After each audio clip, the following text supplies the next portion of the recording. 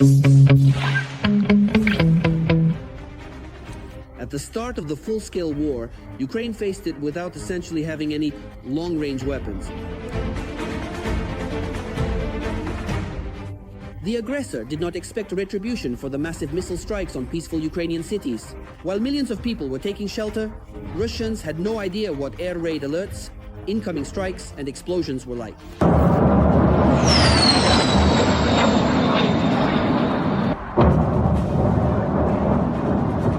The first to encounter the karmic boomerang were the residents of the Russian territories bordering Ukraine. Next came the use of long-range drones, missiles, and missile drones. They traveled hundreds and even thousands of kilometers to strike Russian military targets and oil refineries deep in the rear.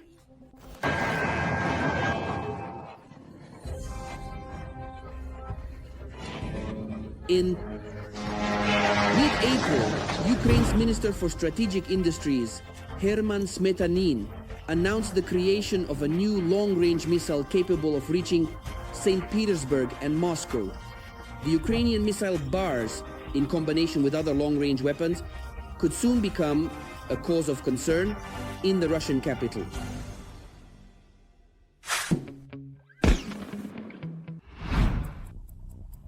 Ukraine has increased the production of various types of cruise missiles eightfold since 2023. In parallel with the expansion of production capacities and scales, new missiles and long-range drones are being actively developed and created. In 2025, the Ukrainian arsenal of long-range weapons was supplemented by the Bars cruise missile, capable of striking at a range of up to 800 kilometers. With the help of Rayo, the latest advanced missile that is a mix of a drone and a missile, precise and highly accurate strikes can be made on important targets, particularly on Russian industry. These missiles can be very smart in certain specific areas. In particular, they can alter or modify direction and effectively adjust their flight paths accordingly, which will help to break through the Russian air defense system. Little is known about the new Ukrainian missile. According to Ukrainian journalists citing the creators, the Ukrainian missile Bars is a development by private manufacturers, not state ones. It belongs to the class of cruise missile drones. Bars has a small-sized turbojet engine, with a warhead weighing between 50 to 100 kilograms. According to experts, one of the main advantages of the missile is its low cost. Major cities like Moscow and Leningrad, which are extensively equipped with advanced and comprehensive air defense systems in Russia, are the most protected. Such cities, it could start arriving there every evening. Bars can without a doubt reach there, and I believe this should happen systematically and efficiently. The ability to deliver long-range strikes on Russia's military-industrial complex is absolutely one of the most important components of Ukraine's defense. In order to, in a strategic and careful manner, bring this war to a stalemate, indeed, yes, it is absolutely necessary to effectively learn not only to repel enemy attacks on the front line, but also to thoroughly suppress its logistics and aviation operations consistently. Therefore, it became necessary, and I'm not even mentioning the need to strike at the enterprises of the military-industrial complex and the energy system of Russia. Missiles Bars, Palyanitsa, Trembita, and Peklo. Ukraine's long-range arsenal is confidently expanding. The further it goes, the more reactive systems of destruction there are. And this is thanks to the fact that Ukraine last year produced the most crucial component of any missile and reactive drone. We made the most important step. We created a power unit, an engine, well, in collaboration with a Czech company, yes, which can be installed on all types of our reactive drones. That is, there is a power unit, there is a means of destruction. And a power unit on a reactive drone is serious. It's not a rattler like, a Shahed, which needs to be launched in thousands to hit at least something.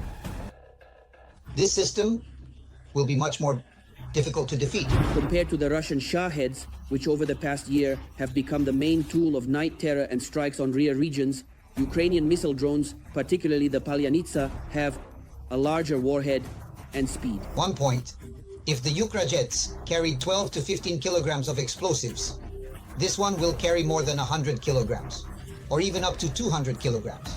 4 Shaheds, this one, exceeds the speed of a Shahed by twice.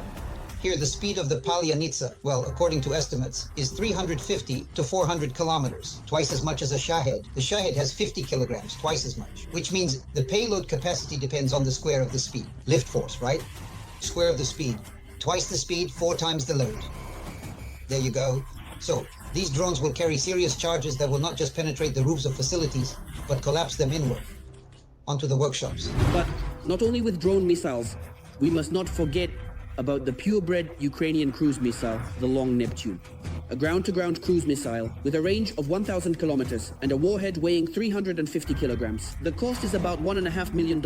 In mid-March 2025, the Long Neptune successfully completed its first oil combat test. A Russian oil refinery in the city of Tuapse was hit at a distance of 1,000 kilometers.